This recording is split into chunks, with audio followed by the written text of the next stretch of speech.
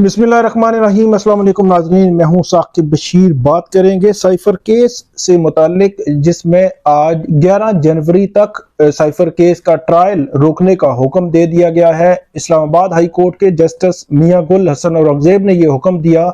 अब 9 सफ़ात पर मुश्तमिल तहरीरी ऑर्डर जो है वो जारी हो गया है।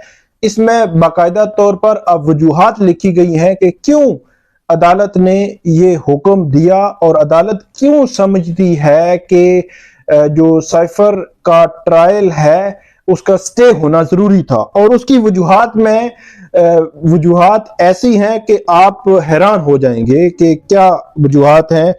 पहली वजह तो खुद जो है वो ट्रायल कोर्ट है, ट्रायल जज साहब हैं कि कैसे वो ट्रायल चला रहे थे। अदालत ये लिखती है कि सुप्रीम कोर्ट ऑफ पाकिस्तान में शाह महमूद कुरैशी और इमरान खान की जो साइफर की जमानत के केसेस थे, शाह महमूद कुरैशी की जमानत की दरखास्त अदालत ने मंजूर की और हाई कोर्ट के फैसले को कलअदम करार दे दिया।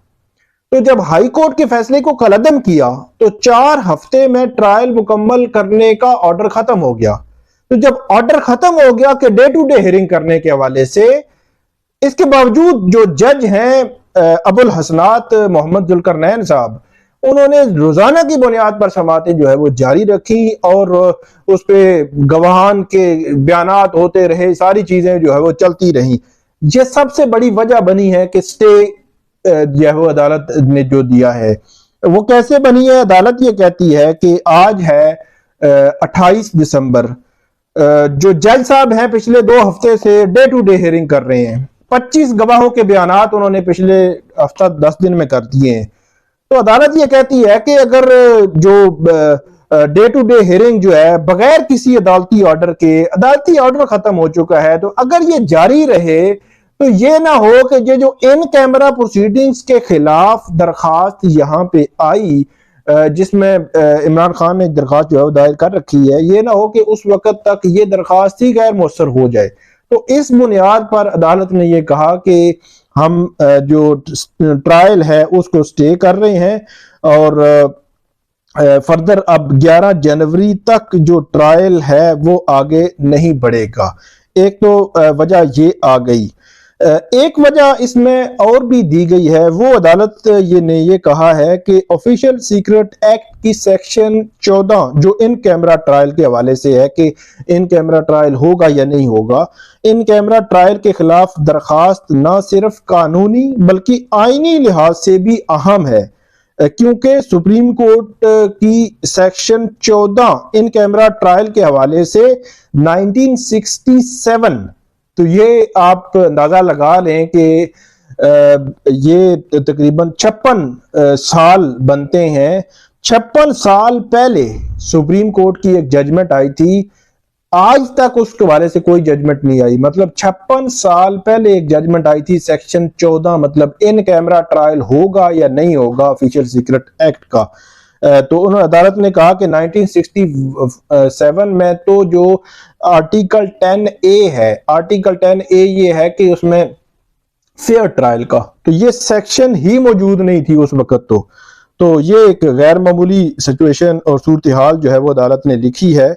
और इसके अलावा अदालत ने लिखा है कि आज अटॉर्नी जनरल ने अदालत को बताया कि जो 4 गवाहों के बयानात के अलावा, कि 4 जो गवाह हैं उनका मतलब जो साइफर असिस्टेंट है, साइफर कोड डीकोड करने वाला जो अफसर है जिसने वहां से साइफर लिखा, तो ये 4 गवाह बनते हैं प्रोसिक्यूशन के। उन्होंने कहा कि इन 4 गवाहों के अलावा जो इन कैमरा इनके बयानात हुए हैं, इनके अलावा बाकी तमाम गवाहों के हम बयानात जो है वो रिकॉर्ड कराने के लिए तैयार हैं। तो अदालत ने कहा कि ये जो रिक्वेस्ट है इसको हम अप्रोप्रिएट, जब आगे आएगा टाइम आगे चलकर, तो उस वक्त अदालत जो है वो कंसिडर करे, देखेगी कि इसको कंसिडर किया जा सकता है या कंसिडर जो है वो नहीं किया जा सकता। दोनों सूरतों में अदालत जो है वो इसको देखेगी।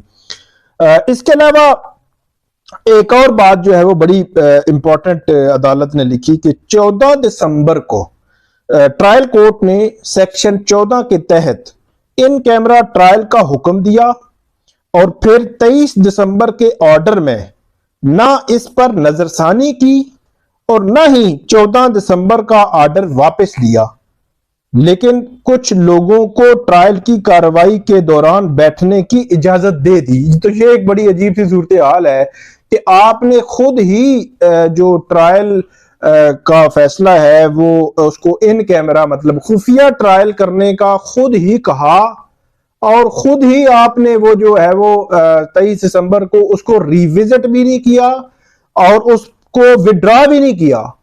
इसके बावजूद आपने पब्लिक बंदे जो है वहां पे बिठा लिए, लाके पब्लिक से बंदे बिठा लिए हैं। तो ये जो सेल्फ कंट्राडिक्शन है, मतलब तजादात हैं जज के काम के और जज के एक्ट के, कोर्ट्स के एक्ट के, उस वो वजह बने हैं इसके जो स्टे ऑर्डर के। फिर अदालत ने वो भी लिखा है कि जो गवाहों की जो डिटेल